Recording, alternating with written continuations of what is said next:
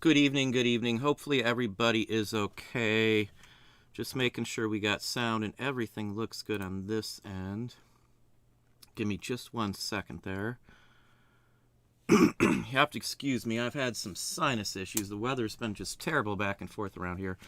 I got a few things I'll show out. One of my patrons, I saw a notice about showing some items from China, Japan, Asian market area. I'm going to show a few things here too. I don't hear anything about bad sound, so it looks like we are good to go. I do have a list of 10. We are going to talk about 10 things. I can pretty much guarantee you that everybody that I know who's successful will fit these 10 things right here. So it's not like a fictitious list just to get some attention. They're actually things that everybody I know who's really successful, as this being their prime gig, does these things here. So already got some folks in the house. For those in Patreon, video's edited. It's already processed. I would have actually had it done before, but I had some phone convos today with some business dealings I've been working on. So I didn't get a chance to upload it. As soon as the show's over, it'll take about 30 minutes, and it will be uploaded. It's a longer one, too. That'll be up. Those in Patreon, too, I'll announce the names for the next roundtable. I think by tomorrow night at the very latest. It's going to be next Thursday. So anybody interested, next Thursday show will be a roundtable, as long as everybody can make it on that. Live show on Patreon this Sunday, I believe, at 2 is the tentative date. I will have that posted by tomorrow night, too. Again, video up tonight, so that'll be probably by 9:15, 9:20, you'll see that. I'll answer all the emails, too. I know there's a bunch. I just answered them yesterday, but I know there's a whole bunch of new ones in there now, so I'll get to those tonight, too, and probably pretty much touch on everything. I know some folks posted some images for help identifying. That'll be covered today as well. Let's just run through. As I saw a question up here on the top while I was getting everything ready. Welcome everybody in-house. Grow your hair long. I used to have hair down to my waist. I don't have any problem with long hair. One of my kids has fairly long hair. One of their friends has like really long hair, like my length when I used to, but I had it when I was 17 for many years. Hey Rich, how are you doing? Danielle, good to see you in the house. I think you've got something in there too that I will be addressing this evening as well too. Masked Mage YT. Now here's the question I wanted to address. This is something I've been asked, I don't know, a couple hundred times probably in the last 4 years of me being up here on YouTube. How do you scale an antique business? Now, I'm going to read the whole thing, as he's got a little 2-section here. It's so hard to find people with the knowledge to be employees for something like antiques. And training them is an expensive process, and when they are trained, they will just want to be your competitors. I wouldn't say that they would want to be your competitors. Now, let me give you an approach that we took. I have been lucky because it's the most lucky thing I've ever been with, at least eBay and selling online, is having friends of my kids who, would come over and spend the night and hang out. We'd watch movies with them sometimes and stuff like that. And we have antiques everywhere. I mean, you can't even, we've got a big 10-foot screen that we watch with the projection off one of the computers. And the whole walls are lined with stuff. There's a whole wall of phones and prints and collectibles and things, and that's what they know. I've got cabinets and things full of stuff. So they always like to look at stuff, the people who came over. Even if they didn't know it, they had the interest in it. So I was lucky enough that I had some kids. They're not kids anymore. None of them are kids. I don't have any kids. Everyone working for me nowadays is an adult. It's hard to get past that because my kids are older now. But we started with stuff that's super easy, like paper. Postcards would be a perfect example. And if you're just starting in antiques and collectibles, for example, postcards are easy to list because they say what they are. I mean, it's very plain as day what a postcard, what it's showing. It usually says what it is. Not always, but most of the time. You can buy them fairly cheap. And I've talked about it. I got a video just on postcards. Now, if you grew up with something else, if you were a baseball card collector, I would start with something that you know the best and price stuff for them and pretty much tell them what to title it. Keep stuff together, sort them together. This is what we do still to this day. I'll usually put a bag. Everything in this bag is this amount. If I'm listing photos, records, or whatever, all these records in this stack are, say, $25 a piece. They all go in the same category. Get your employees to understand listing like-to-like items first, so they have a bunch of repetition right off the bat. They're not going to forget it. So once they remember it by doing, say, 50 records in a couple hours or whatever the time may be, you go off from there.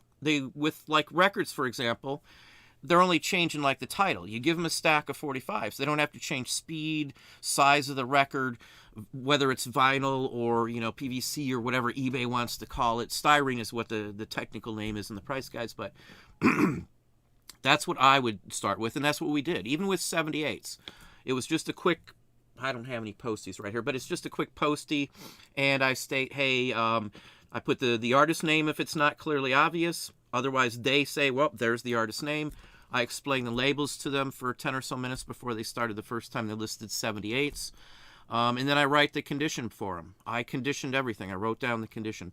And if you're good at it, picking stuff like if you're a sports card guy or gal, and you're good at it, you can quickly write what they need to put in their title. And everything else is on them then. All you're doing is a title and a price. And you can do an abbreviated title because you don't have to add record and 7-inch or any of that other crap. You don't have to write, if it's a 45, you don't have to write other than write the side. Let's say you want to list the title from side A. You just put an A on there. Or if it doesn't have an AB written on the label, you just put the actual song number off there. And that's all you do. And then from there, you're just letting them do it all. You can just put a price and a condition on all the records, and your employees could easily do it within, say, 20 or 30 minutes, get the hang of that. And if they're not changing anything, you technically, their first day on the job, you could set them up. So in some cases, like buttons, if somebody's going to list buttons for the first time here, I will actually set up the page, start it off for them with everything where they go from there, and keep everything in the same category. Excuse me. And then when they have to switch, I'll have a little notice, see me. So they'll come and get me if it happens, or they'll click a little, they'll page me off if I'm out of the room or something, hit them on the phone, and I'll come back and show them real quick what the next step is. And that's where you keep moving it. So the repetition is usually what does it. You don't want to have an employee who doesn't know anything about this going from one item to another item left and right, because they'll never get it. They'll get frustrated. That's just the way it is. I do the prices for most of them. The wife does some now, and my oldest son is starting to do prices too. He's gotten pretty good at a lot of things. My youngest is like the best in military. I let him do his own thing when I have him list military. He's never done wrong on that. So you might even see a video of him. He's offered to do a couple of videos on some of the things he's learned and some pieces that he has acquired, sourced. It's got a pretty darn good collection, but anyway, that's the gist on training. Let's just make sure again that I don't see anybody yelling that they can't hear me. Let me go back up there and finish off on here. Training is expensive. That's for sure. Training is expensive. You've got to pay a decent amount of money. Right now, because of the pandemic, it's like in the $15 range, depending on where you're at, of course, would be your baseline, your starting point for someone new. And you got to get some money out of that. If you're spending $15 for 10 hours and they're not making anything because they're causing problems, it's a different story. That's why I say split it up, train them by the one item at a time. And literally once they understand all the little options, because maybe they only have to change the name or a title, and that's about it. Again, stage them together. We stage everything. If I'm going to list postcards, all the Christmas are next to each other when they're scanned. Easter all together, Thanksgiving, 4th, Valentine, all the Ohio ones go together. So I don't have to do any extra step, and that's done before we scan them. The employees start by scanning the items. They have to know how the images have to be. They have to make sure that they're making sure when they set up the scanner that it's not crooked, and it's, if there's borders on them so nothing's cut off. There's a bunch of stuff that they start with stuff like that too. Every scan, once they get scanning, they kind of get the gist, at least on the images, and they start to see them more. And you're getting value out of someone scanning, because you can always list it if it's just you and then your new employee. There's never a waste if you hire somebody just to scan or photo things. It's never a waste because it's work that you would have had to have done anyway. So if you're not sure and you want to start them off that way, start them off that way. Do photos first. Do scanning first. And then go from there. Like I showed one of my employees how to do the 8mm projector, the digital scanner, where to set it up, how to set it up, and it goes to an SD card, and all that stuff. And they just set it up, sits in the corner and runs, and they'll do other things at the same time. That's one of the what good resellers do, what the successful ones do. That's one of the topics we're going to touch on too. But that's it. That's how you do it. And the other thing I would say is, once they're able to give you some value by scanning or photoing stuff, then you've got some money back out of them already, so you can afford to train them as time goes by. A couple days later, a week later, give them a week at something, whatever the task is. I've trained people. I worked restaurants, man, and if you ever worked a restaurant as a general manager, a regional manager, assistant manager, anything, even as a lead or something, you got to know how to cook. You got to know how the dish machine works, how to tear apart the broilers, the grills, clean them, clean the hood. I mean, there's a lot to know in a restaurant. Every restaurant that I've ever worked in, we trained everybody that was legally allowed to use the equipment. If they were under 18, they couldn't touch this. They couldn't handle alcohol. They couldn't touch balers.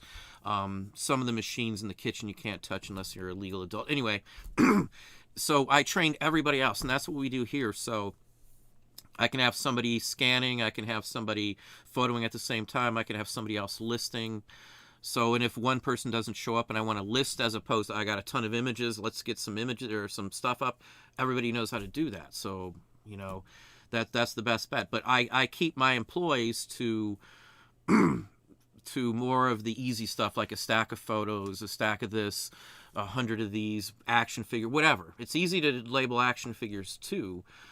Toys in general. You've got to look them up yourself when you're looking up the prices. You write the stuff down, a little postie. I live by posties. Everything has a postie on it. I have been careful on the postie kind I buy because I've had some damage on a couple items. I showed that in a video on some postie damage. But anyway, let's just see who else is here. I got Ben, Purple Rain, good evening. Diane, Jock's Jewelry, Gemstones, Precious Metal Jewelry, long name there. Michael Sanborn, welcome. West Michigan, doing it wrong. Hey, Mr. Hale, how you doing, Bob? Hopefully you're doing well. I got Marty right down there below. I got to drop you a line, and I know I said that the other day. I need to drop you a line. Paper Goy, and I know you had Chuck on, and Dave and Chuck on. They loved it. Travis and the whole work, so that was cool. Antiquarian Bookman, good evening. I love old books. I do. I've got a couple over here right now. Artie Mike, how are you doing? Good to see you in the house as well. Flipping Goodies, welcome, welcome. Hey, Annie, how you doing, Annie? Hopefully Annie is doing well. Marty has a channel. That's Jiminy Flip It, and so does Annie. I would honestly, seriously recommend you check them both out. They're nice folks as well. They're probably more fun than I am. I'm sometimes always called boring or I stuff like that. Doesn't bother me, but the Disgruntled Octopus, good evening, good evening. Dave, Midwest Picker, another channel there in the house. Hey, Carlene, how are you doing? And Winter Crow right down below, good evening, good evening. Cosmic Thrifter, Joe Bach, welcome. I spent some time in Massachusetts. It's very nice up there, especially certain times of the year. Mario, aloha, back at ya. I got Rob. Hey, Rob, how you doing? Yeah, I haven't seen you in a chat. Life goes on. I know how it is. I don't get to do much all this. This week was just, man, I've been doing, I guess, maybe 14-hour days since, like, Sunday. I had a whole bunch of meetings. For those in Patreon, I think I did discuss part of that. We've been talking to some IT folks. I've trying to hire somebody to do something for us, and we've been talking to a lot of folks, and I've been doing a lot of other stuff. We've got some folks who we're trying to interview for positions for working for us and a few other things too. So anyway, it's been one of those weeks here. I had some interviews that I had to do as well. Those were fun. Where are we at? Hey, Amanda McCarthy, how are you doing? Let's go to some some topics here.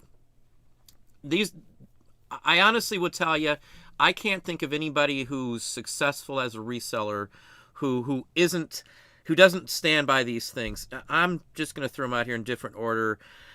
There's a lot of folks, and I won't want to say a name. I won't say a name. There's a lot of folks who don't like to get up early. There's a lot of folks who don't like to get up late. If you're a reseller and you want to be successful, sometimes the early bird does honestly get the worm. When I first started in this, and if you don't have good connections, I was going to a place called Webster's in Florida, and it was Mondays. If you weren't out there at like 4:30 with a flashlight, you were going to get skunked on finding the best stuff out there. I don't mind what time. I don't care about that at all. Every reseller that's successful that I know is up early or stays up late if they need to, or does both. They get up early and stay up late. The matter of time when you work or something is determined by when you can make the most money. What's going to be more practical for you? I don't sleep in if it means that I'm going to do better with my business. I don't sleep in. I can sleep later on. It's not a bigger deal. If you're I hate mornings, I hate Mondays, chances are you might not be for you, because I'm telling you, there's days, again, this whole week has been like 14-hour days. I don't have to, but that's just me. I don't mind doing it. So for me, those long hours are nothing.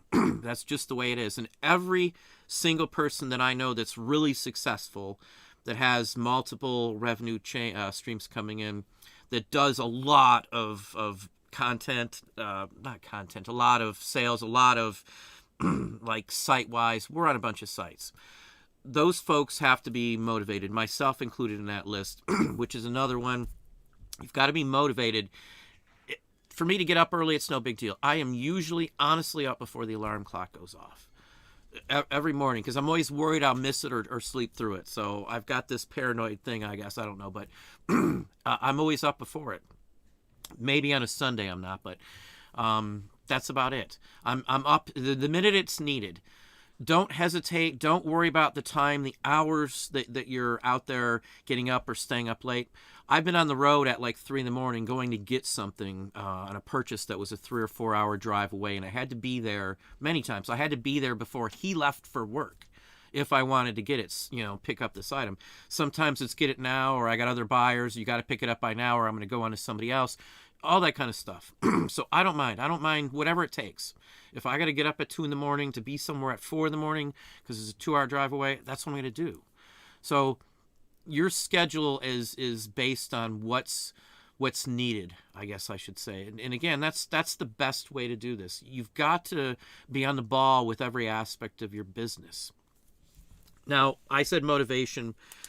I'm not just motivated, and you can have any motivation you want. It doesn't have to be, and I hope it's not the same thing that I think of all the time, but it's what drives you. What pushes you to be the best person you can at what you do. And I think that's essential, because I really want to learn, and it pushes me to figure a way around this, or to grow the business, figure out how to train somebody, like the question just a while ago.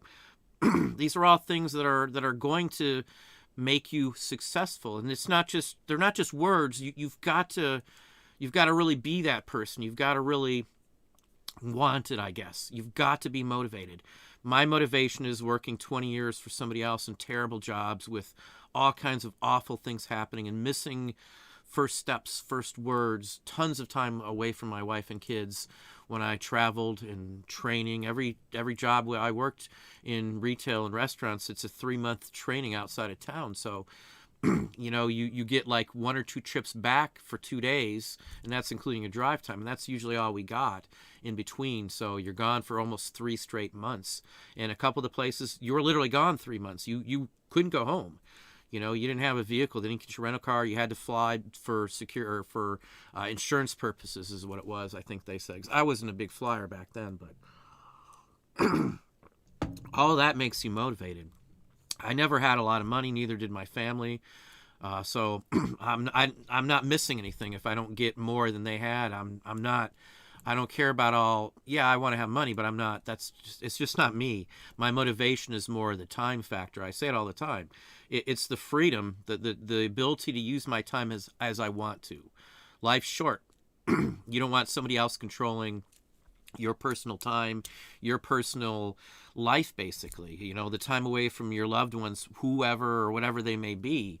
You know, if it's animals or something, I know a lady who's got a bunch of cats, and that's her whole, other than her friends, it's cats. You know, she doesn't have kids, she can't have kids, and it's a bunch of cats. Nothing wrong with that. Lovely cats. You know, I like cats too. I love dogs, but anyway, that's all key and important. I don't, the more motivated you are, I'm telling you, the better you will be at this. The more successful, I can promise you, without a doubt, 100%, the more motivated you are, the better you will do at this.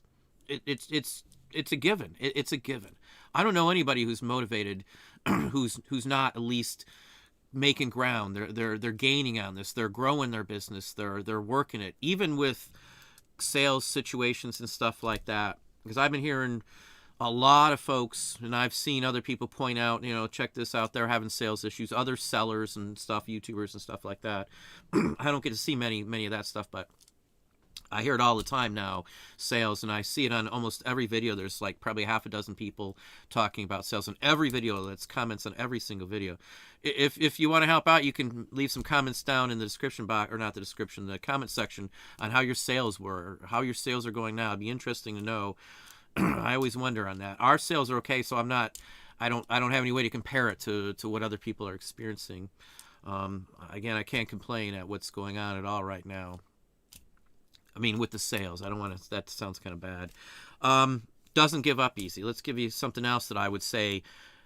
The folks that I know, what they do is they'll keep going after it. What I've got a board, I've got a dry eraser or a dry marker, whatever you want to call it, the whiteboards, and I use that, and I write stuff on that, and I keep calling back.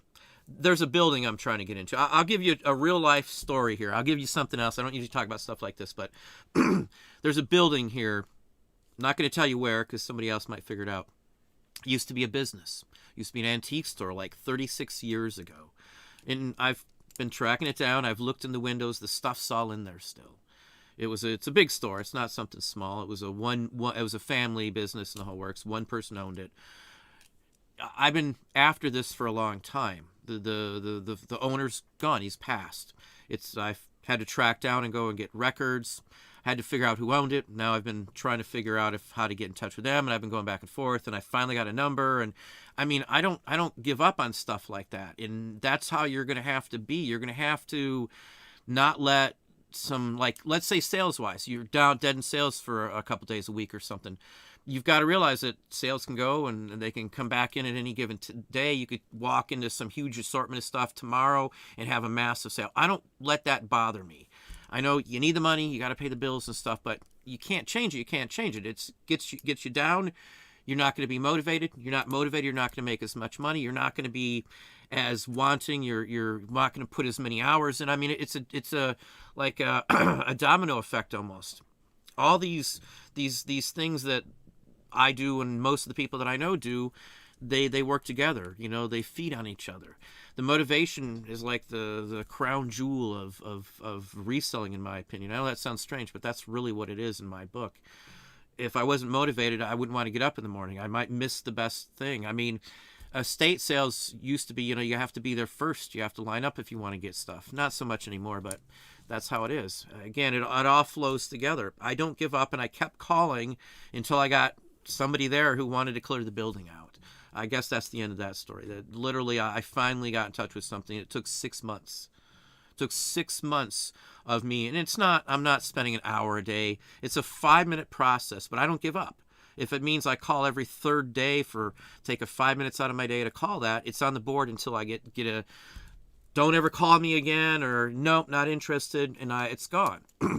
I write it down so I don't ever bug them again in case I forget or something, because I've seen so many places like that. One of the places we tried to track down used to be a flower shop, but all the stuff in there that the flowers were on were all vintage, like display cases and rounded front. I mean, it was a nice place, but it had been closed down for something similar to that. One of the owners passed away and family didn't want it and stuff like that. So I don't give up on that. I'm going to keep calling until I get a firm no, don't bug me again, or I'm not interested now. And even like I'll run into somebody and I know, hey, there's a guy who's got some comic books I've been trying to get for quite some time. I've seen enough of him to know that he's got a primo a lot. They were from family member of his. He inherited them, and on and on and on and on. And he said, nope, not interested. So even though he's not interested, I still joke about it. Because who knows, maybe one of these days, he'll say, yeah, I need the money, or yeah, I'm fine, I don't use them, they're just sitting there. So if I run into him, hey man, you got those comics for me? That's the first thing out of my mouth usually. And we both get a laugh out of it. So I'm not pestering him. He gets it. He'd do the same thing to me. Somebody I know. I've known him for a while. So anyway, another one here. This is something most businesses you're going to hear. If you got time to lean, you've got time to clean. Every restaurant I've ever been in, that was something my boss always pushed and stuff like that.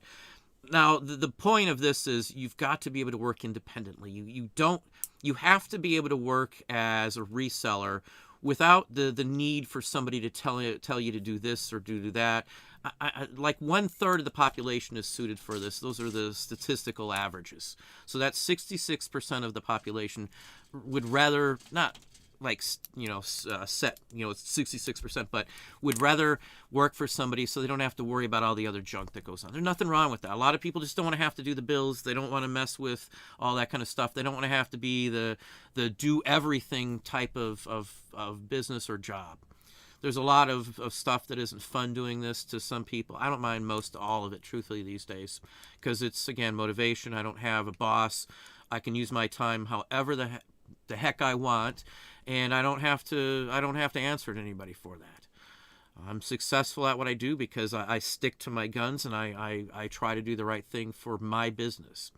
That's number one, that you got to do it. It's for your business. If you're not willing to do it, and it's going to help you out, that's you. That's money in your pocket. I see people that don't want to do this, or I don't want to have to deal with that, and stuff like that. It's just not. It's not conductive for a successful business. You've got to be an independent thinker, an independent person out there when it comes to knowing what you got to get. And this is going to go float right into the very next one. You've got to be organized. I do a lot of stuff to make sure that my business is totally organized. I just did an article for Ina for eCommerceBytes. I lost a book. My first time I realized I wasn't organized, I couldn't find a book. I spent 2 hours looking for like a $10 or $20 book, and I had 1,000 items at the time, and I never thought, how am I going to lose it? All the books are over here somewhere, How am I going to lose it? Well, after a 2-hour look, I'm like, oh my gosh, I never did find it. Now, I did find it like 2 years later. It fell behind something. It was underneath long story, but I did find it like 2 years later. But I couldn't find it, and I was worried. I mean, we were new into this, been up doing it maybe a year or something, and got 1,000 listings up. I emailed the guy. I was like very apologetic because I really felt bad because I treat a $10 item, a $20 item, or a $1,000 item the same. It's a treasure to somebody else, even if you don't you think it's crap. But that $10 sale is like a treasured item possibly for somebody. It might have belonged to their grandparents, or their uncle owned the building this was in. There's just so many reasons. So that's it for me. It bothered me that I couldn't fulfill what this person wanted. They didn't leave bad feedback, thank God, because that would have been the utmost. But right after that, I spent a long time, like a day and a half, going through every single piece of thing we had, everything, and we put locations and all this. This is years ago, 10 or 15, 20 years ago probably at this point. And we marked everything. Not only that, we spent the time, and I was up for, I'll never forget that, because it was like 24 straight hours or some. I said, we're going to do this, we're going to get it done and never worry about it again. And then going forward, everything's going to be labeled. That's being organized. You need to do that from the beginning so you don't run into that issue that we had, because that was terrible. I was 2 hours of pulling my hair out trying to find a book that I knew we had. No way we sold it. I knew we had it. I mean, I was packing almost everything myself then, so I knew I never shipped it. Let's go on to another one here. Likes to always be learning. I always like to be learning. I'm always out there figuring out something new, or trying to do some research. I'm always doing research on something, even if it's only 5 or 10 minutes here. A lot of people hate the research time if it's something they haven't been in. Let's say you want to get into a niche now. You have no niches. You're interested in getting into a niche. As long as you're inquisitive and you want to learn something, you like learning things, you like finding out new stuff, you read stuff online just for new knowledge, you're going to do good at that. And that's a huge important aspect of this. A lot of people may buy a huge lot, let's say, of 1,000 records. and they'll get bored with it real quick. They won't want to they won't want to spend time because they've looked through 500 records and spent hours doing this, and they haven't found a real good one yet. You know that you got to understand that looking through 500 records and not getting a good one yet, hopefully having looked through those 500 records, you realize that certain things you may have thought were worth a lot of money or should have been worth a lot of money weren't. All that is stuff that you're going to hopefully remember. Once you've looked through 1,000 records, you've probably seen the same record a couple of times, and hopefully you'll never have to look it up again. That's all wanting to learn, wanting to know this. When I started in like postcards years and years ago, I really wanted to get it. I saw people that were just raking out in postcards. I mean, just stuff that I was running into back 15, 20 years ago. Postcards, no one hardly sold them unless you were a nerd or something, and it was all the bigger this, that, and collectibles. Postcards used to sell at shops, at antique shops for like 2, 5, 10 cents. I still find them and buy them with the old prices on them from the antique stores. So those are real prices, so no one ever saw much into them. But I really wanted to learn it because we sold a couple, and I didn't know anything about them, but we sold them for a lot of money. One was a railroad of some sort. I don't remember it was 20 years ago, but that was like one of the first high dollar ones we sold. And I wanted to know why was that darn card worth $150, $200, and all the other ones that I found weren't. Well, it was an RPPC, it was a railroad, it had a depot shown in the back. I mean, those are the ones that I've never forgotten. Once you've sold a few of something or figure out this, you can hopefully, there's a pattern in all this stuff. Once you figure that out, you hopefully realize that a lot of the categories I sell in, the postcard has value that belongs to like this, a plate from the same company or same line or same city or same this, a spoon or a uniform, or photos in general, postcards, trade cards, letterheads, tokens, any of that stuff. All that stuff you can find for the same like business, the same city, the same locale, the same building, the same family. I mean, there's just so many that are so intertwined that once you learn part of it, you'll keep moving on from there and you'll be fine. Knowing postcards got me into photos. Knowing photos and somewhat on military got me into military photos. But I wanted to learn that. I sought it out anytime I could. I could figure out or remember something or learn something new about stuff. That's what I wanted to do. I always want to learn something new. There's always something good out there that you may be missing as well, too. Doesn't mind math. I like doing math. Not a big fan of algebra per se, but I used to be the numbers guy. I used to have to do inventory. And you don't have to be all that much into it, but it's basic math. Everybody out there, I can almost guarantee anybody watching this won't have any problem with the math required. You just have to be interested enough to do it and realize what that gives you. There's a lot of folks out there who don't know their numbers. And again, it's not 100% essential, but they just, hire it out. I like to know the numbers. You will honestly see where your money's going if you pay attention to it. If you want to, again, motivation-wise, but if you want to know where you're spending your money at, why is this not making you as much money as it did before, and all that kind of stuff. When something goes wrong with your business, and if you don't know the math, or you don't know how to break down your business into mathematical, like a spreadsheet, you're not going to be able to see the problems as easily. I know if something's not selling, that's a totally different story, but if you're doing multiple categories, all of it can't be dying. If it's all of it, there's something else going on. They're bad items or something else like that. There's got to be something else if you're selling in multiple categories and you have enough quantity up. Only having 100 listings or 200 or 300 may never be enough for the type of items that you're able to find. Hopefully that makes sense, because I can't find certain things. I can't get tools out here. I wished I could, because I've got friends who've got these massive connections. They blow me away with tools sometimes. They can make... I think I'm doing good if I get a $500 photo, but they get a box of tools, and sometimes they're making like $5,000 or $6,000 off of a box of tools. Again, vintage and stuff like that. A friend of mine had some Stanley, what are they called? The wood planes. Real early ones, like number 1, 2. I mean, they're really high dollar stuff. He didn't pay much for them.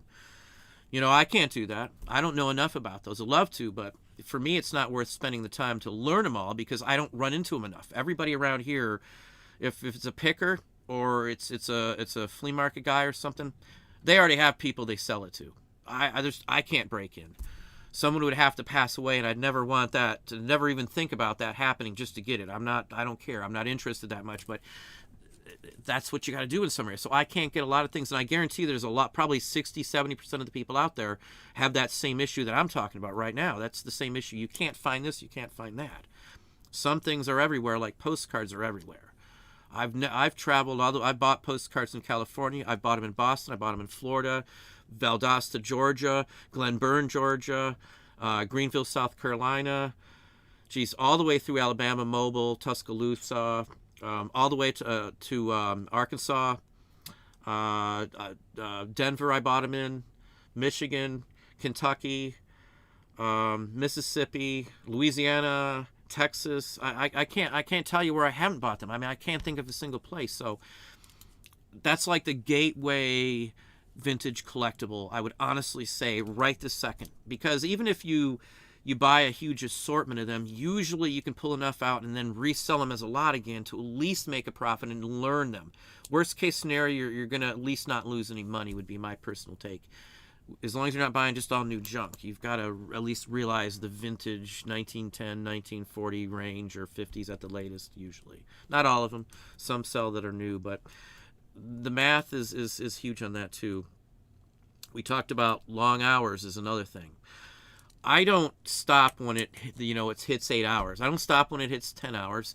Last night I was up till like 2:45 in the morning last night, and I didn't even get my video up to real late. You guys, usually I get it up by 8 or so, but yesterday was one of those long days. Somebody called, I did an interview, somebody wanted an interview from me, which was kind of surprising, but I had some other things like that. I got another one tomorrow with somebody else. My day was packed. Again, we're trying to find employees where we've been looking for someplace bigger storage with a huge, like a warehouse size, a small warehouse size, not crazy, but like a big, huge barn with like a 40 by 60, 70 foot building, outbuilding too. But anyway, all of this matters. All of this means something. 14 hours isn't a big ordeal for me. If you're afraid to work long hours because that's what's needed, that's going to be a problem at some point. It could be. If you're a one-person show and you can't bring somebody in, the only other option you have is just to work a couple more extra hours. I don't watch TV anymore. I don't miss it, honestly, because most of the shows are just terrible. But I gave up that. I'm fine with that. When it's bedtime, maybe we'll throw something on the TV. We got a big screen there, and the wife and I will watch something. That's about it. Our family movie night these days. I limit my time to a screen because of my eyes too. Anyway, I don't want to talk about the eye issues, but I have a certain time frame. I put my vision, my eyes in front of a screen, and it's very limited these days. But and all that time is going into pricing or doing this or making calls or stacking stuff up. I'll take photos and stuff like that too, and stuff like that. So, I list not very often these days, but anyway, that's all important. And I stop when the work's done. I mean, I'm not worried about the clock. I almost never worry about the clock unless I got an appointment. Sometimes the wife has to remind me, hey, it's 3 in the morning almost, you need to come to bed. But that's about it. I don't worry about it. I'm more focused on what I'm doing. And I really think if this is that important to you, you really want to get this, nothing's going to stop you. And I'm not trying to say work yourself to death because I'm not tired. I'm not stressed out over it. I don't know, maybe you've got to have the right mentality, but it doesn't bother me. And I hated working for somebody else for 10 hours a day. I don't mind working for myself for 14, 16 hours a day because I'm in my own environment. Everything I can put stuff on the wall. I can do, say, hear, listen. I can stop if I want to. The kids need something. The wife needs something. I run to the store. I want to go get some food. I broke down and bought Subway the other day. A cold cut trio with tomatoes, lettuce, and black olives. That's all I have on mine. That's it. I'm just... Oh, well. Let's move on to another topic. I know I'm rambling on that one here. Don't mind change. I like change. I look out for change in many ways. Not necessarily eBay screwing everything up, but I don't mind when I can swap what I'm doing for a day, or while I run into something new, I don't mind taking on the challenge of figuring out a new item if I've got a massive collection here or something like that. If you're trying to figure out how to advance your business, and you're stuck in only wanting to go after certain items, and that's all you want to sell, I should say you can't pick, for the most part, what you're going to sell to start off with. You can't. You only can sell what you find. And if you're novice, you're not going to have the pickers, you're not going to have the secret sourcing honey holes that people like me are able to scoop in on. You're not going to have people calling you and sending you pictures of stuff that's, hey, you want this, you want that. It's not going to happen. You're going to have to change up stuff. You're going to have to be... you can't be locked into the same thing, I guess. If you keep doing the same thing over and over again and nothing's happening, you're not succeeding, you got to change it up. You've got to be interested in changing it. I test stuff. I don't want to give out a name, but I test stuff all the time. I'm probably going to give out a name, and I don't want to do that. But I talk to somebody, and he tests. He's a Patreon.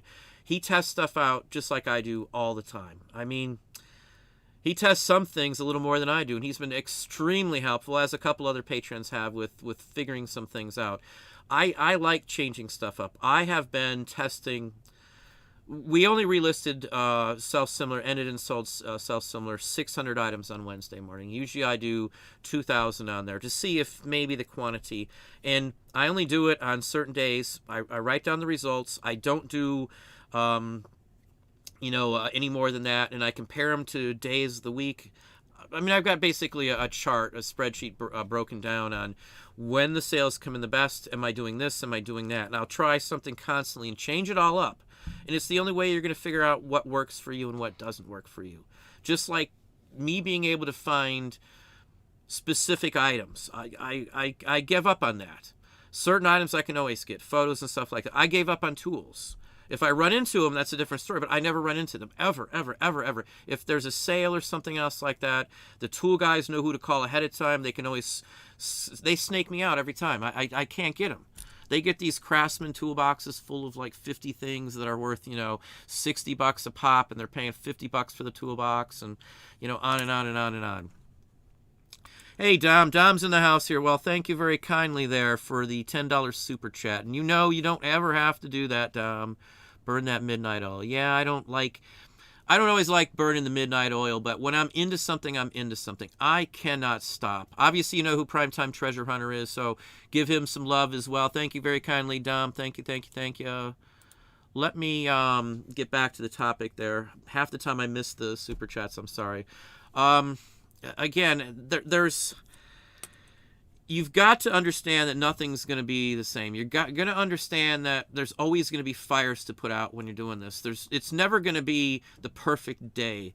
But my worst day doing reselling is honestly probably better than my best day working for somebody else. You are just... I don't want to say it wrong, but there's just... Man, if you've had some terrible jobs, you know exactly what I'm talking about. Anybody who's worked in foods as a general manager or assistant or regional, whatever the case. I've been all the way up to regional, $11.2 million annually in my region. Even as a regional, man, your boss, the senior VP vice president of East Coast sales or East Coast production, whichever side of the line you're working on, they're going to be riding you like they're just going to be all over you. And even making 6 digits in one of those positions, man, it's a lot of work. It's a lot of hours. It's a lot of aggravation. Somebody doesn't show up, you're working their job. Even as a regional, if you have to fire a general manager, he flakes out on you or whatever the case may be. And that's happened to me. I've been stuck out of town for a couple months, here and there because I had to fire somebody or they just left. No notice and stuff like that. You've got to be okay with stuff happening that's going to change your day, change your business. That's all there is. Now, let's go back to numbers, knowing your numbers for just a minute here. What works for you is what matters. So motivation for me, it doesn't have to be motivation for you. I don't give up on certain things. You may not necessarily give up, but you give it a darn good try. I guess that's again, it depends on your level of this. If you're more motivated but you're thinking, hey, I'm so motivated. If this doesn't go through, I'm going to go and pick up the next deal. That's about as good. I don't go after everything, hard knocks, but that's again something that I would say. Being independent, again, that's geez, oh my gosh, I can't tell you how important that is. When I hire people, I've hired probably 1,100 people, maybe more than that, I don't know, it's at least 1,000. When I hire people, and you've got to tell them, hey, why don't you do this, why don't you do that, you already know who's going to succeed in the first day or so if you're out on the floor watching them, because you're investing. Again, it's an investment. You're investing time, you're investing money into those employees. You've got to train them. If they're a regular employee working in a restaurant, let's say a cook, it takes weeks to train a good cook. And your best cooks are obviously going to have to work Friday nights. They're going to have to work Saturday nights, Sunday mornings, and usually Sunday during the day. Those are when your best cooks are going to work because it's busy. And to fill, if one of your top cooks, my number one cook, my number one or number two cook couldn't come in, you could be hurting. You could need 2 employees to cover up for one good cook, believe it or not. Or you better darn well know how to cook, man. That's one of those things. At Cracker Barrel, I cooked breakfast because of my boss was a jerk and wanted me to handle whatever happens, and a bus comes in every Sunday morning, and I used to be the opener on Sundays at one of the Cracker Barrels in Meridian. And every Sunday he left me with one cook, one person for running the store and answering and seating people, and then me. And a bus showed up and you got 80 people walking in the door. You got to know how to cook. You've got to be able to change things up. You've got to be able to move on your feet. You've got to not worry. You've got to be motivated enough to know this is not going to last forever. There's a lot of bad experiences that I've had in my life, and the best part about it is I know it's not a permanent situation 99.999% of the time. I know I'm rambling, but this is it. This is what I'm saying is what the folks I know who are successful, this is them. This fits them. I mean, to the T almost. Everything I'm discussing here. A huge one, a huge one is I can separate business from pleasure very easily. Very easy. I know the difference. I know when somebody's broaching or when we're going from business to pleasure. I don't mix the two or try to mix the two at all. If anybody who's had a store review from me and like a patrons and stuff, I don't mix words. I'm very blunt. This is wrong. You need to address this. This is the problem. That is literally a business thing. And I used to say, hey, this is business. Don't be upset. It's a business decision. Anything I make for a business, this business-wise, is based on my business. It's not personal. My personal feelings don't come into me making money. It's just the way it is. I don't consider that a personal issue. That's a business decision. And if I hadn't done it this way since I started, I may not be where I'm at now. I may have not been able to separate the difference. I got a fairly thick skin, so I don't. If you're like when I worked at Eckerd's, and when I worked at Eckerd's, my boss would cuss and yell at you like you were a piece of shit, pardon me, but anyway, he's since passed, and I'm not wishing anything upon him, but he was the worst person I've ever met in so many different ways. And he was their most favorite store manager that they ever had, GM, and he was a regional before that. He was the biggest, I don't want to say it, but he was an awful person. I never in my life have treated somebody that way. I mean, never. And he's one of the guys, unfortunately, that made me realize that, he was bad as a person and as a manager. But anyway, I separated everything from there, so I wasn't bringing stuff home. I didn't want to be upset and just, I hate this guy, And I never hated anybody until that guy, That's one of those kind of things. But as the worst manager I've ever seen, take Gordon Ramsay on his worst day when he's yelling at people. Multiply that by 10, and this was my boss at Eckerd's. And it was the worst Eckerd's. I was robbed. I don't know how many times in that Eckerd's. A girl was pistol whipped in front of me, and let's just say it was terrible. It was in Orlando, Lee Road. It was a 24-hour store. It was robbed constantly. I mean, constantly. Like 7 times just when I was on a shift there. It was the worst experience I've ever had. But in work-wise with bosses and stuff. It's not personal, though. If you get taken on eBay, it's not personal. Chances are they don't know who you are. Chances are they just think eBay, it's eBay. eBay's going to handle it. No big deal. Who cares? It's not against you. They're not trying to steal your personal radio. And there's too many people that take too much of that. They can't separate the business from the personal. And you've really got to do that. And you really got to do that with your business in general. You've got to separate your work area from your personal area. You've got to separate your business account from your personal account. All that's got to be separated. And not just in, money and location, but your mentality on that. So maybe I talk overly on, saving a dime here and saving a dime there, but that all adds up. That makes me happy when it's personal time. I'm excited when I can save money, or I figure out, wow, we're losing money here. I can fix that just like this. You'd be surprised. Again, that comes back to knowing your numbers. If you know your numbers, you're going to know what's going on. Why am I spending $700 in supplies a month? You might be buying too expensive of shipping supplies or whatever. Who knows? Your mileage might be killing you. You could get a pickup at your place of business or whatever. There's just so many things that you've got to put together to be a successful business person. And this is all part of that. I mean, this all works together. These are the 10 most important. You got to do this. I would say personally, you got to do this to be successful at this. And I'm not just talking, if you want to only make, enough to fill a gap, that's fine. That's successful in your own right. But if you want this as your whole everything, to pay everything and do everything and grow it and have a business where you can not worry about where your next bill's coming from, you got to be invested in it. You got to be this all around 10-point person that hits all these marks and understands why they all work together and why they're important. I didn't give up. I'm motivated. This is it. These are all the keys to being successful at anything. It doesn't have to even be reselling. What do you get out of this? What do you get out of this? For me, again, I'll say it again, it's freedom.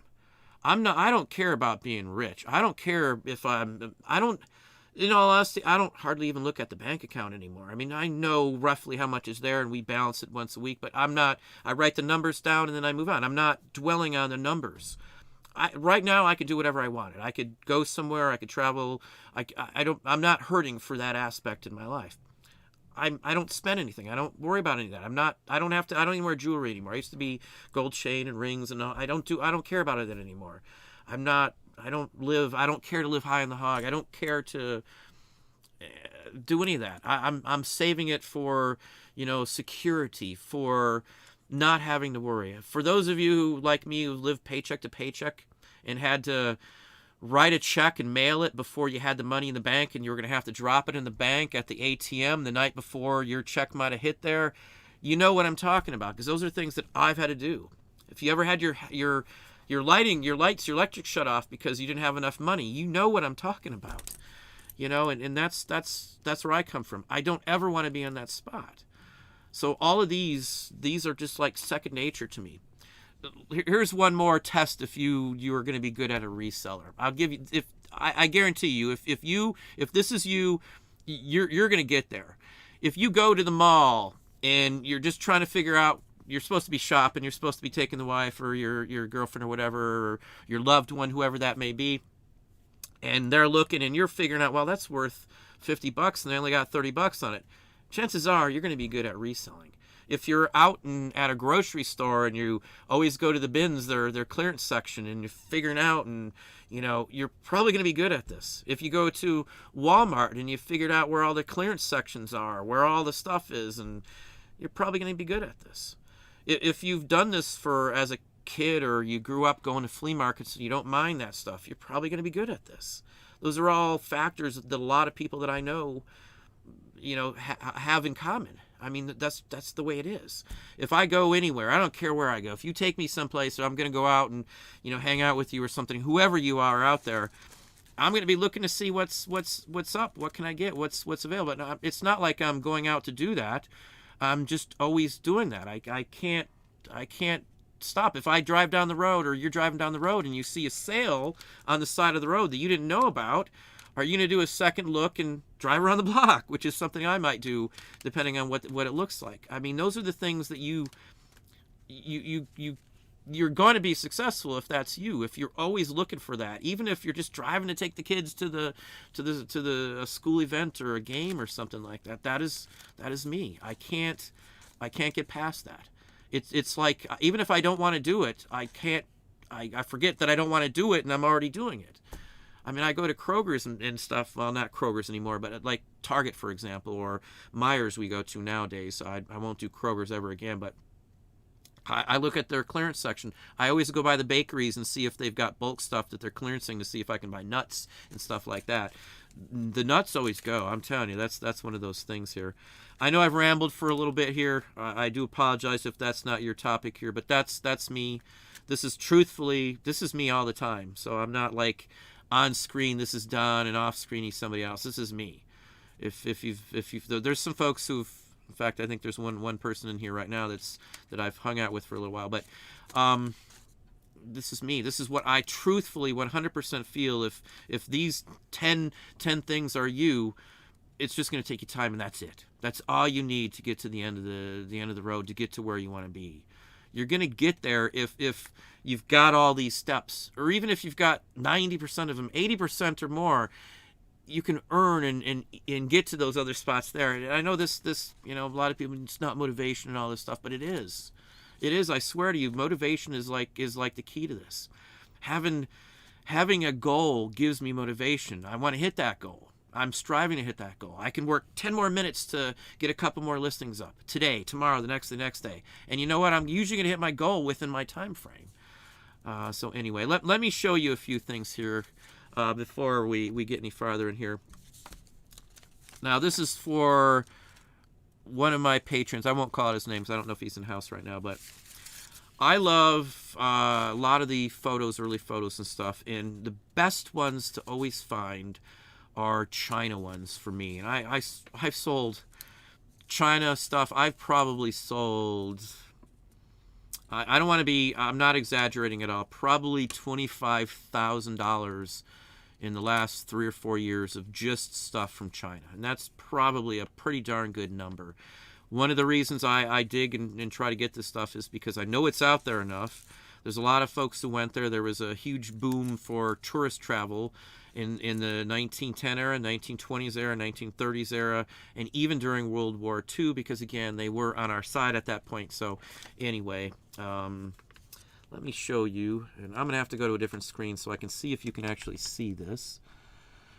Now, this is Nanking Road in Shanghai, and this is 1922 or 23. This was from a family that went there on a world tour. They spent 74 days traveling the globe, and it spanned the end of 1922 into 1923. So I can't tell the exact date, but this is an excellent photo. Let's see if the lighting won't cut off from us there, but all those signs, this is like a $250 to maybe $500 photo. And again, look them up yourself. Go look up China, Nanking, Shanghai, street scene, Main Street, downtown. Look up things like that, and you're going to see the crazy value in stuff like this. Now, I don't have hardly anything into these. Maybe, I don't want to exaggerate at all, probably 75, 78 cents a piece. I buy them in bulk, so it's not like I have an individual price ever given out for most of the stuff.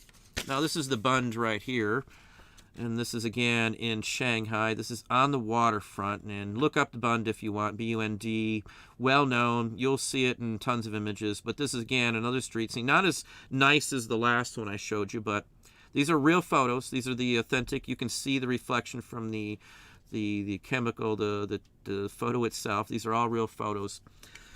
Somebody had some money to be able to go over there. This is one of those things that you track down higher end folks. You figure out, like around here, the old West End is where all the folks who would have had the money back in that day would have lived back in, when this stuff was prevalent. So I look in certain areas and I track them down that way.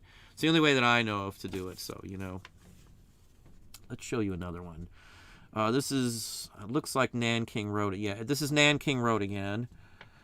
And I love the street scenes like this. Now, if this was a RPPC, probably $300 or $400 would be my guess, because it's early. Look at the signs. The signs are what I love. This is just, it's loaded. I love this stuff. This is so interesting because this doesn't exist anymore. Images like this will never be seen again, unless it's like an amusement park or something. This is a very valuable image again, probably $250 to $450 maybe, depending on the day of the week and who's watching it. But I can almost guarantee you these are, going to be fairly well sought after. They're all one of a kinds. They were taken by the family. So there's nobody else who's going to have these exact images here. This looks like Shanghai. This looks like the creek that runs it. There's Shanghai, there's water right there, waterfront. And some of these rivers down there, they would dye some of the silk that they did. And you'll see like postcards of, there's a name for that. I can't think of the name of it, but another fine example here. Now this is going out to one of my patrons asked to see some more stuff. So this is shown everybody here, but this is another. Again, you can see that they're real photos. I hope you can see just enough of the reflection on it. But man, let me see what this is here. This looks like the end of Nanking Road to me. Here's another interesting one too. Now banners and military parades and soldiers, Chinese soldiers in this time frame. Man, there's some pricey stuff there too. This one's probably like a 75 to maybe, 150 or so, just because there's a lot of neat things going on. You got the vendors there and all that kind of stuff. Again, all 1922, 23. Now, some of the countryside images go extremely well also. Man, my dog's down here. I'm sorry. My nose is itching now. Okay, so this is just like a countryside, what's it called? I can't think of the name of it. It's basically a pagoda, seven spiral pagoda or a 5 spiral. I can't quite tell on this one here. Now, stuff like this too, I can figure out where this is at. You can definitely tell this one's a real photo, but this will be something I can track down. So even if it's not marked, I'm fine with that. Now, this one's really awesome. This reminds me of... some of the mountain paintings of like Chinese mountain paintings and images where the temple's built up on the top of a mountain, like almost like a Tibetan issue. And I hate to talk about Tibet with all the issues going on there, but this is awesome. I don't know. Hopefully you can see that there's a temple like on the side of the mountain. If you ever seen the movie The Shadow with Alec Baldwin, I know he may not be popular right now, but there's a scene where there's a temple on the mountain, and that's exactly what this reminds me of, as well as there's one way up at the top. This one happens to say something, so I'm assuming this one was possibly taken from the cruise line that they were on. Some of these are very obviously one of a kind by the family, but I'm assuming this was probably from the cruise line. That would be my guess. Or maybe they actually hired, if you were really wealthy, you would pay a photographer to go along with you and photograph the whole event, and then you'd have a book.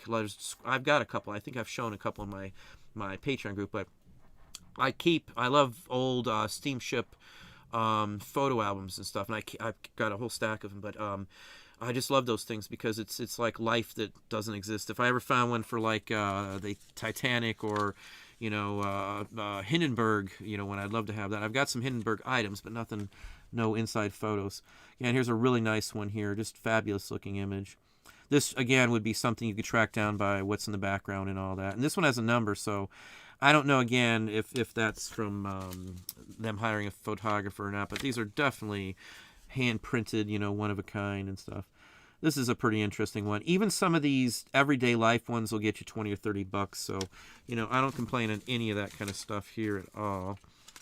Now, this is what they would call a coolie pushing these folks, and that's not a nice name. I shouldn't have probably said that as that term, but it's basically a class-based system, and they were the low end of it, you would say. But that's what you'll see them, and that's what you almost have to put in the title, which I hate to say it. But so it's an interesting image, $40, $50 and something like that. I love the everyday life, and here's a good example, getting a shave and a haircut, so that's pretty interesting too. They might be monks. I haven't looked close enough at them. They've been in a sleeve for a little while here. And just one more here. I believe this should be Shanghai as well too. So how many is 1, 2, 3, 4, 5, 6, 7? So that's the 7 one there. And along with that, this came from the same time frame. And hopefully that's Hirohito, if you're not unfamiliar. He would be the Prince of Japan at that time. He started World War, or involved us in the start of World War II. Not a nice person. He was prince or king of whatever you'd want to call it of Japan for a long time. He was pretty much born into it. So anyway, I thought I'd show a few out. I know people ask all the time, so hopefully that was enjoyable for some of you folks out there. If you haven't hit the thumbs up yet, please slam that thumbs up there. I'm trying to give you the honest dope there. Let me slide down here and see if we can get to some questions here. I'm going to flip on down through here and get to some questions. Jennifer Yingling, any advice in competing with China prices? I don't sell anything that I have any competition from China, honestly. And you get competition from anywhere. You know, honestly, some of the items that we sell, my biggest competition is like local people, honestly, that try to underprice me. If you're on Amazon, I don't like selling stuff on Amazon that there's going to be a group of people that are going to fight to get to the bottom. If an item gets flooded in one category and I can't sell it, I just move to something else. Again, change. I worry about what can I change up, what can I do up. I mean, that's the basis of it. Tomorrow something might change, and I'm going to change up for it. It all means revenue. Everything is about revenue. Everything is revenue. If you're getting crushed by items from anywhere else, again, it's not a China or India or Asia, or there's items that come in from England that can compete with you and crush you in some ways. So I mean, it just depends on what you're selling. I don't sell in flooded categories unless I can't avoid it at all. We've sold everything I've sold households. I still sell posters and some bigger items, but not as much as I used to. Posters, yeah, I got about 1,000 posters here, but I go away from stuff that has the competition. That's just me. I don't like to always be a fight. I mean, if there's a competition online, there's a competition locally as well, so I avoid it. I source outside the box. I don't source how everybody else does. I don't randomly go around. I only pick up what I know I'm going to get ahead of time. I don't usually go somewhere hoping to get something. I go somewhere knowing I'm going to get something. It's just how much of it I'll be able to get, I guess, is the biggest aspect of it there. Again, that's my take on that. Swords, horses, and yeah, full plate armor. I have never had a full plate armor, but we have been to Windsor Castle and a few other places in Canada, and I have got to pick up part of the helmet and stuff like that too. Let me where am I at on here? My feed's like really full, so hang on. Let me see if I can get to some more questions. I know I just saw another one. Lawrence Nelson, dumpster diving since the 1960s. Been doing eBay since 2004. Question, with eBay now doing $10.99, what's your thoughts on writing, sourcing, postage, packing costs? What's my thought? I'm not sure exactly what you're meaning on there. I spreadsheet everything. Everything goes on an Excel spreadsheet. So I've got a line that's my shipping supplies, a line that's my shipping cost, a line that's admin, a line that's office supplies. I mean, that's a line that I got a separate page that's just for utilities. Everything should be itemized if you're a business. If you been doing it as a business and you weren't reporting it, that's a different story. You're gonna have to come up with something there, because that's you always had to report it if you made over a certain amount. So just keep that in mind too. But I just spreadsheet everything. I've got a spreadsheet. All my purchases go in one column. That's my inventory line. So anything that goes in inventory in my line. For those in Patreon, I have a copy of a basic one up there you can easily use. It's this full spreadsheet. You can make as many pages as you want on it and stuff like that. But that's all. Everything goes on a spreadsheet. Everything. I know a lot of people use GoDaddy and stuff like that. I do it myself. I've done it since I was like 19 or 20. A boss of mine named Lou showed me how to do all that, and I've always used it. And since the places I worked used it, I knew how to use it inside and out. Otherwise, my numbers would have been screwed up where I worked. I turned over Excel spreadsheets, P&Ls to my boss. I had to do projections based on those. Write it all down on a spreadsheet. You don't have to buy Office either. You can use Google Docs. They've got a spreadsheet for free in Google Docs as well too. So just use that. You can save them on your Google Drive as well, so you don't even have to worry about that. I don't save stuff online. Just if you're comfortable with it, it's there. It's your option too. You can save it out, on your laptop, PC, or whatever as well too. That would be my personal recommendations. That's why I say you've got to know, or at least not have a problem with doing some math, because you need to know the numbers. You need to know how much you're spending in each one of those categories. So you need to know how much your postage costs, how much your packing costs. You know how much your sourcing costs are. Your gas is going to be your main sourcing cost. Your inventory is going to be your purchases, or you might have a purchase line, accounts receivable, accounts payable. It just depends on how you set it up. Hopefully that makes sense. Everything has a column and everything has a line. At the end of the day, it's all automatically pulled in. I've used the same accounting process since I've pretty much started this. I just copy a new one, clean out the data, and I'm using the same one. I've used the same forms for years now. If I add a new revenue stream on, I just add another page to it, you know, and then that all syncs up to my main P&L page, and from there I just add another square where it says profit or loss from that new revenue stream. And every revenue stream goes to the one P&L, so I can see all of my business, every dime that comes to my business on one sheet of paper. Now, if something isn't right, I can go and break that down to costs. You know, it's basically like a nesting egg of costs that all end up at one big breakdown that shows everything at the end of the day. And that's how I've always done it. I did it working for somebody else, so I've always done it that way. It worked for a national company, Einstein Brothers, when I worked there, and it works for me too. That's why I treat my business, my reselling business, like it's a store or a restaurant or whatever. Everything's done the same way, and that works the best. Whatever way you pick, do it the same way from that point on. You can't be bouncing around either. If you're just now reporting it and you were making money before, there might be a red flag. There may not be. I don't know. It may never catch up to you because eBay didn't technically have to turn it over. I don't know. I would never do anything to violate the law, because that's your business. That's how you pay your bills. You never be like biting the hand that feeds you. You don't do that. You don't do that. That's just not, it's not smart. Do the right thing all the time as a business. Get a good reputation. People will come to you just because you're the best at it. You're honest. You treat them well. That's how they're going to come to you. That's how you're going to get people to sell you their stuff. You got to be nice to them and treat them nice. You know, that's my take on it. Hang on, I see something else here. Nate take. I hired a family member to take pictures and ship. It's such a huge time saver. Exactly. The photos and scanning or whatever you happen to use, is, like the duplex scanner, a flatbed, or a film scanner, or slide scanner. There's like 10 different scanners I have here, and I all my employees know how to use them all, every one of them, because I never lose money. Even if it takes me a year to get to those images they took, I save them on an SD card. They sit with the items they scanned, photoed, or whatever, so nothing can get lost. Even if it takes me a year to get to them, that's an investment in my business. Hiring somebody to do photos is always a good thing. It's always an investment. You're increasing the value of your company. You have items all ready to go. You know, they clean them, get them ready, they stage them, they take a photo, boom, or scan them and sort them for you. Anybody can sort through and figure out, it says Ohio, it's an Ohio postcard, or it's an action figure, or whatever. You know, you do the stuff that's only essential that you have to do. And as time goes by, they'll get better and better at things. They'll recognize things. They'll understand more, and you show them little by little until they know it all. But you're never going to lose money with having somebody photo or scan for you. You're never going to lose it, because it's always going to be there as long as they're doing a good job. I've got bags sitting here. Sometimes I got like a month's worth of scanning I have them do in a week.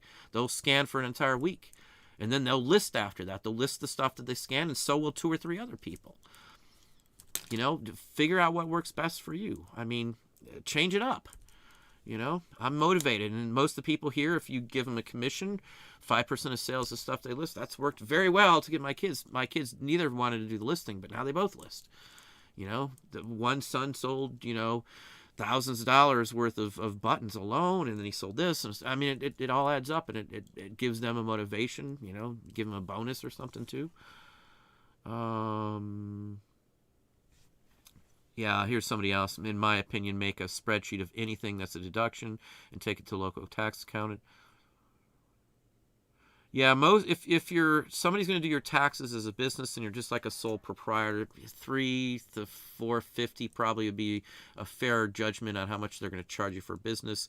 If you're an S corp, you're probably looking at $1,000 to $1,500 for your taxes per year.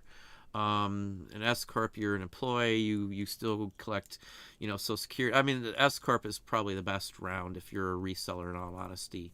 Look it up if you don't know what that is. You don't have to. If it's just you and you're not, here's the place. I've been asked this a lot on S corp. If you're not making at least $70,000, you don't need to be an S corp. S corp in my opinion. LLC is fine until you hit that mark. Once you hit that mark, I would seriously think about paying the I think what we pay $1,400 to get the S corp. I could have probably done it myself, and it just wasn't worth the hassle. If something's wrong, he has to deal with it. So just my take. And I almost never have any issues with them messing it up. Yeah, employees, if they're family, usually it's pretty good. Again, people are going to make mistakes. Just don't let it get to you. Well, thank you, Steven. Thanks for the lightning bolt there. Let's hear. Julie Green. Love your advice. Well, thank you very kindly. Antique dumpster dive and flea market lover since I was 12. I've been reselling past couple of years minimally, but now, and it's my passion and dream, I have ramped. But eBay has tanked in lots of ways, in my opinion. I'm really digging Mercari. I can definitely see an increase in way less time. Well, thank you very kindly, Julie. I'm drawn. Mercari, I've just I don't know. We tried it. I'll tell you that. I didn't announce that, but we have tried it, and I think for me, my stuff, it was a waste of my time. So I'm just ever so careful on investing in time on sites that is going to. I don't have much time extra these days. Your time should be, if you really want to do this, my time is split up between family and business. That's it right now. Friends, come into play too. Don't get me wrong, but those are my first two considerations: family and then business, because my business takes care of my family. Again, I don't want to have to worry. I spent 20 years of my life, even, a decent job, I thought, and I have nothing to show for it. And we still had issues paying bills and this and that. And I don't want to have those issues. So that's my motivation. I got goals and stuff. I don't want to be a millionaire. I don't care about all that because I don't know. The money isn't as important as the freedom. The freedom is everything to me. The money, I could take it or leave it as long as I'm happy. To me, money doesn't make me happy. I guess I should say that. I'm not a flashy anything. I don't. That's just me. And that's really me. That's really me. Anybody who knows me in public knows me that way. But, Larry, how you doing? Treasure Finder, welcome, welcome. Well, thanks again, Mike. Again, what was I going to say? I think you had some comment or something, but totally lost. I thought I saw your name up on one of the posts or something. Maybe I'm wrong. Anyway, Patreon, Mike, as you know, you'll see a video probably 9-ish, 9:10, and then I'll start answering emails once the video starts uploading, or answering emails, yeah. Kane6676, you are never boring, Disco Don. Yeah, well, people think I'm boring because I talk all business a lot of times, but I'm a normal person. This is just me. I'm always thinking about my revenue. Where Pigs Fly Farm. Interesting name. Geo Wolf, welcome, welcome. Sean Marie Mann. I ruined a cover of an old cookbook with a Post-it that was too sticky. Even after sticking it to my desk first, I wanted to cry. No more Post-its on anything like that. As I said, there are some, what are they? It has less adhesive on it.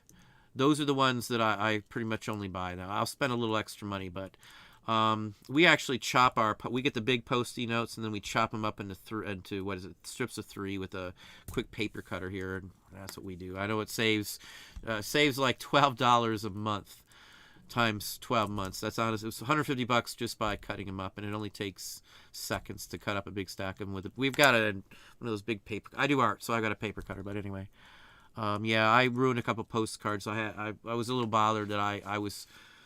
If you take them off right away, they don't usually do that. But if you leave them on it for any length of time, that's usually when it happens. Or if there's moisture, I found too.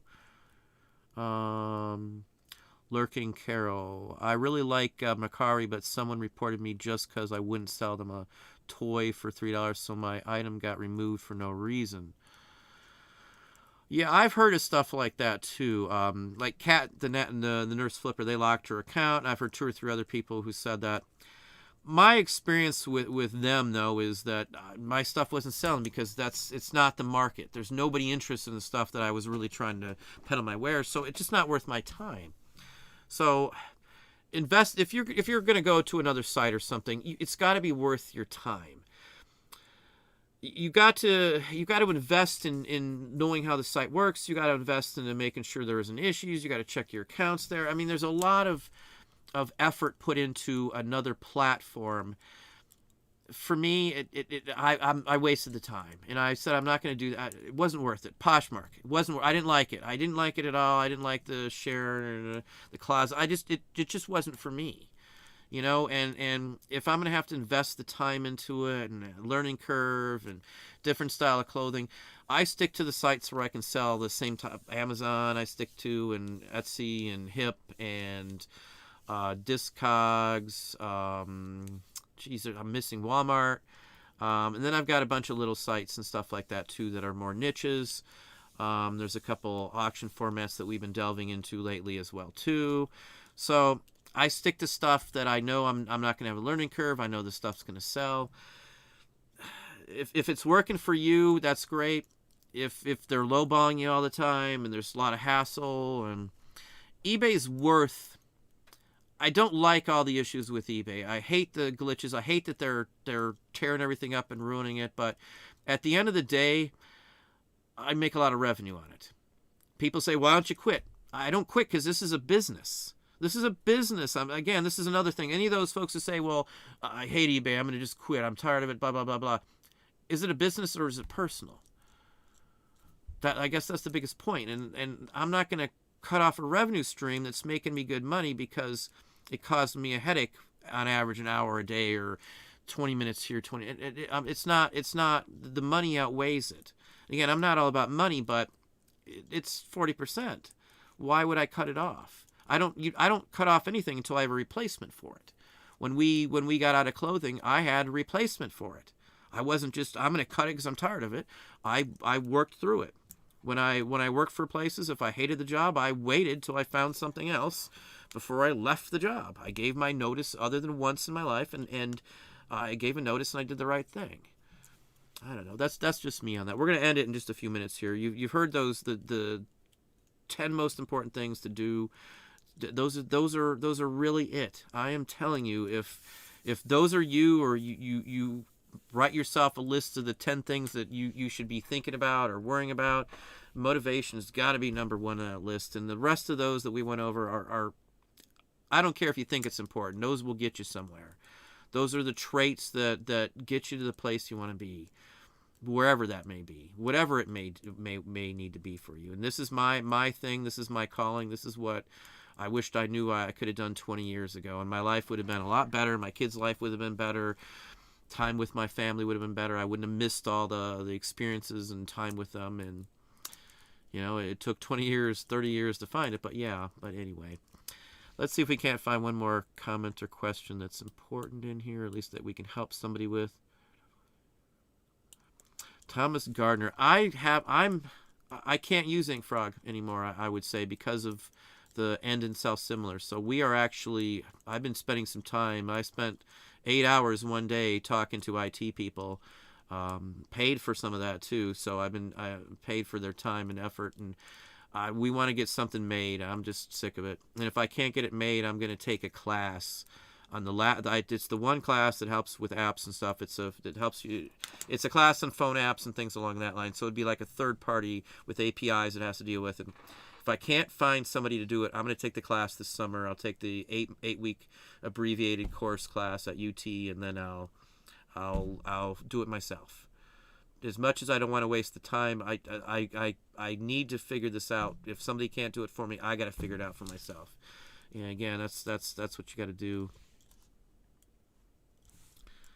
Hey, Black Crystal Dice, Wanda Greer, how are you doing?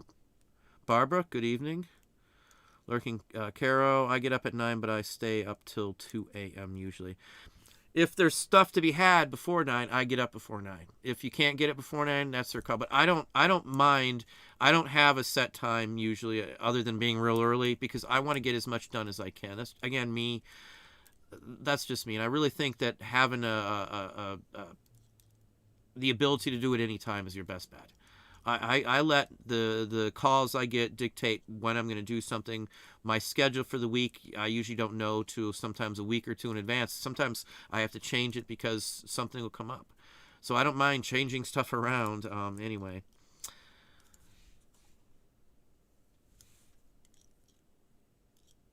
In Toledo, I know those mean streets. I'll figure it out. Okay, Danielle, I hear you.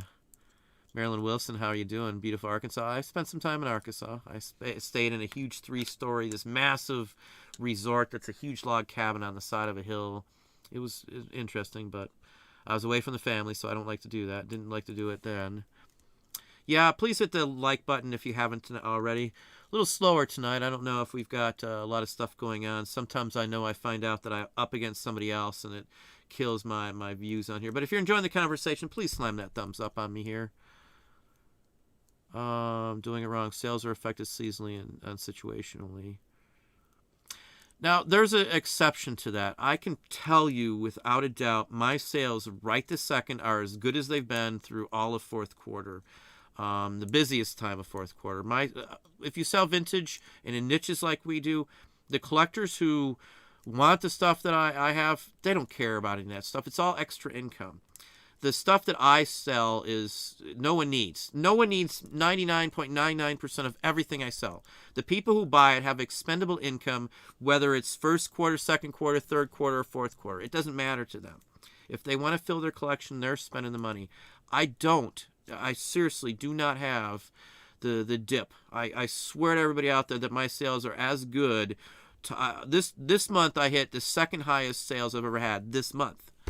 That's the truth. That's the real deal with my sales right now. I don't like to go throw that out there because I know a lot of people are having some issues with sales, but that's the truth of the game if you're selling the right stuff.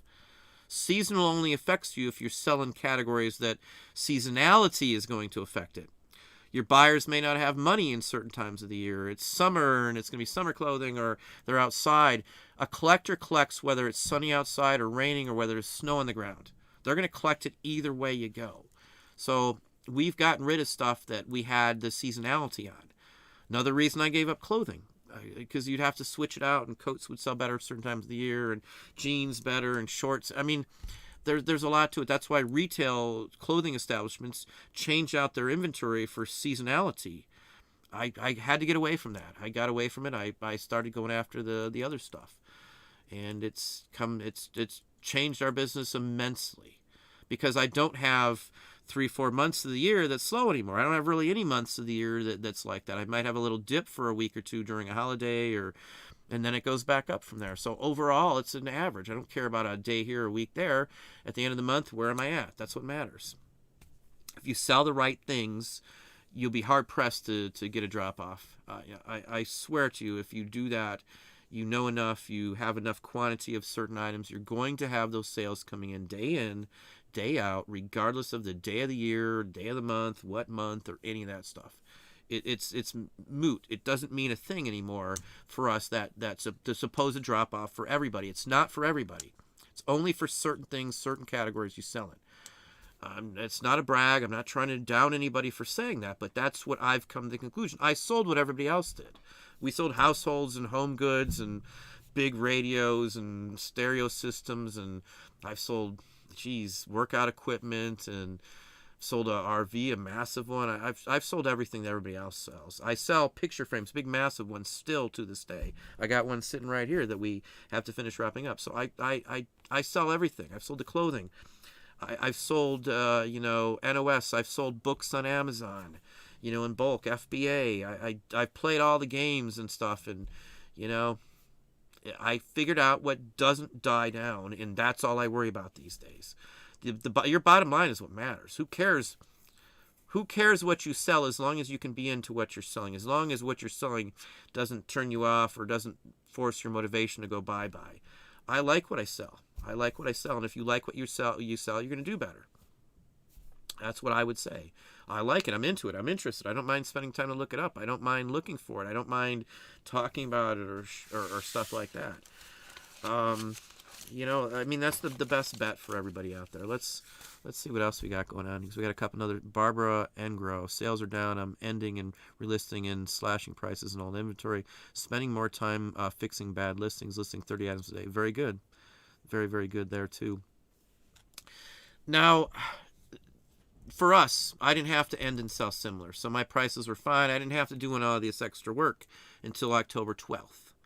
That's when everything just dropped off a cliff until we started ending and selling similar, and then figuring out a routine. And then we played for 3 months and figured out what works best. And now, we're testing again, and it's still working. And what we initially said works 3 days a week and sell similar, and those same 3 days we do sales as well. Now, again, I've got a pricing structure. I'm 3X, so I've got everything worked into there. It gives me room to play with. By doing it this way, I probably 85% of the time will sell it for more than the same people than other people selling the same things that I am, because of my pricing structure, because I'm not in a hurry, because I've got enough quantity. So again, it's a game to some extent. If you sell the right items, you're not going to have that dip in sales like a lot of people do. If you're selling clothing, chances are there's a dip. If you're selling video games, there could be a dip as well. Certain collectibles that would be collected by younger folks, you may have a dip in because they might be outside. They're in school at certain times of the year, stuff like that. Those are issues that I pay attention to, and I want to know what's going on. Again, I want to learn stuff like that. I literally seek out those types of things. I look at statistics from like leading edge magazines. I look at some websites. I read some Reddits. I'm always trying to figure out how I can game the system the best way I can legally. I'm not trying to cheat anybody or anything else, but to try and to improve my standing, to try and do this and try. I'm always looking for that kind of stuff, and that's what everybody else out there should honestly be doing as well. That's just my take on it. Let's just go to one more because we're right at the hour and a half mark, and I hate to go too far over that. Where pigs fly farm. Sales are slow but not horrible. Lurking. I started 7 months ago too. My sales have been great this year. Part-time income, but I love it. Again, whatever you want to get out of it, if you get it, that's fine. You don't have to, sell $10,000 a week on eBay to be successful. If that's not what you're looking for. It depends on what you want out of this. There's Mike's thumbs up. Thank you, Mike. Mass Mage Y2. I had 440 in sales today and would be happy with 441 in sales tomorrow. Every little gain. Again, everything helps. If I'm getting a revenue stream and it's consistent and I'm making money off of it, I build on it. Even if it's only, say, on one side I can make an extra $400 or $500, like on Hip or something like that. Multiply that times 12. That's almost $5,000. So a little bit here, a little bit there. I don't mind doing it. It's enjoyable. It works. I know that I've talked to the owner before of the site. So, they're normal people. He's not some jerk. He knows his stuff. He's a collector, and he's motivated. He loves the stuff that's on his own platform. So that helps. It's stuff like that, Anyway, we'll let it go at that. Well, hang on. There's one more. Let's see what this one is here. I put a Ferrari Tiger pin on eBay for $250. I got an offer for $170. Go back. In the past, I counter-offered and they don't accept it. I usually counter-offer. If I don't want to take less than a certain amount, I'm counting back until it hits that amount. That's just me. I'm not afraid to lose the sale though. If they go somewhere else, if I'm the only one that has it on, it's a rare item. Eventually, they're going to come back. Probably. And I don't want to exaggerate, probably 60% of those who turn it down will come back later and either pay my price or will up their offer. But I'm selling in niches, so I'm selling in collectibles, and you're in a niche there if you're talking about Trifari. Chances are I know which pin you're talking about. I do Trifari too, but that would be my recommendations, is to look at what they sold for before. Go to Terapeak. If you know anybody who has a worth point, check it out first. If all of them on both of those sites sold for more than your offer, I wouldn't take the offer personally. If you need the money, take the offer. If you only paid $5 for it and you'd rather have the money, take the offer. How much do you have into it, I guess, is the biggest question too. Are you comfortable with taking it? If you want to roll money in too. We've been accepting a little less than we normally did, and we actually started lowering the discount. I was running a discount of 30. We dropped it down to 25, and now I'm dropping it down to 20, and my sales have not dipped. So I'm making an extra 10%. I got the flow coming in. I'm fine with that. At the 3x price, I drop it down 30%. I'm still getting 2x of what I want to get out of it. So, that's just my take. eBay traffic report total impressions over 1 million. However, on daily report, eBay maxed me out at 1,000% on totals. What to do? I'd have to see your numbers. You know, in all honesty, I'll tell you this. I don't look at my impressions ever. I don't look at my watchers, and I don't look at my views. I don't do it. I'm not so stuck on that. I realize that the dollar amount coming in is all that matters. My daily sales total. And if it's in my range, and if it's increasing, if I'm not losing on it, the value's going up, my bottom end's going, or my bottom line's going up, I don't care about any of that stuff. It's just a waste of my time looking at it, in my opinion. We run our business on the 3X. That's my pricing structure. I know what I want to get out of it at the end of the day. Pricing of the 3X. And a lot of my large chunk of mine are offers to watchers or offers coming in from a potential buyer. And that's the majority of it. And that's what I play on. I play with perceived value is my number one rule of thumb on stuff like that. Good photos, good title, nice SEO keywords in the title, everything to the left that's most important. I now put the dimensions in the condition box too, because from a phone they don't have to, it's one less step. I mean, we've done everything we can to get it out there. I don't promote my listings either, mind you, and my sales it's the second highest I've ever had in my life this month. Well, technically it would have been the last day of last month on the 31st, but you know, within the last, you know, was it 8 days now, my second highest sales day of all time, you know, fourth quarter. You know, so anyway, it just depends on what you got into it too. Are you bizarre? Yes. Hi, let's just do one more. Hi on Love's Delight Boss. Organization is the secret to a good life. Well, thank you very kindly. Thank you very kindly too. Again, that's the dope. That's literally what it is. That's what got me here. That's why I am successful. That's why I didn't give up. That's why I've run circles around a lot of my competitors around here. That's why I don't have to fight. That's why I don't have to wait in line at estate sales. If I don't fight for anything anymore, I don't have to. I've figured it out to a point where it's almost like it's automated everything, as weird as that sounds, but it runs itself almost. I got to the point where it's good as gravy, I guess. The only thing I watch occasionally is the money coming in, and I'll get thrilled on that sometimes, but everything else is just comes to me these days. And that's only because I spent a lot of time doing this and I invest a lot of time. That's it. I care about this. I really seriously care about reselling. I know there's a lot of people out there who just do it because, you know, they want the money or they want you to buy their course or whatever, but I really care about reselling. It's my thing. It's the one thing that I really gets me going. I mean, I get off on it. It's just it's a thing that I enjoy probably the most of anything I've ever done as a business. I love art too, don't get me wrong, but this is an overall, you can make it doing this. Art, it's tough. I've made good money doing art, don't get me wrong, but reselling is more financially repeatable, I guess, compared to art. But anyway, I'm gonna let go at that. I do appreciate everybody coming on. Hang on, let me pop over here because I forgot to do something before. But anyway, I do honestly and sincerely appreciate everybody coming on. I do honestly try to give out the best information I can. This is the real me. I'm trying to give you the what I really seriously, truthfully feel about what's the most successful traits. What do successful people do? That's the conversation in the first hour of this video. That's really it. Everybody who I know who's the full-timer who's been making it and rocking and rolling on this, that's them.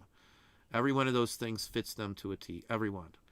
I can't express that enough. Every single one. But anyway, I'm going to let you go at that. I can ramble all night long, but we'll let you go. I do appreciate everybody coming on. Patreon, I will have a video. The second I end this video, I'm going to start it uploading.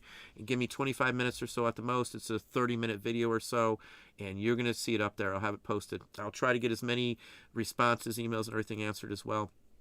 Tomorrow here on YouTube, I don't remember if I think it's on options for overseas shipping and things like that, I think for tomorrow. But anyway, I'll let you all go, and I sincerely appreciate all the kind support.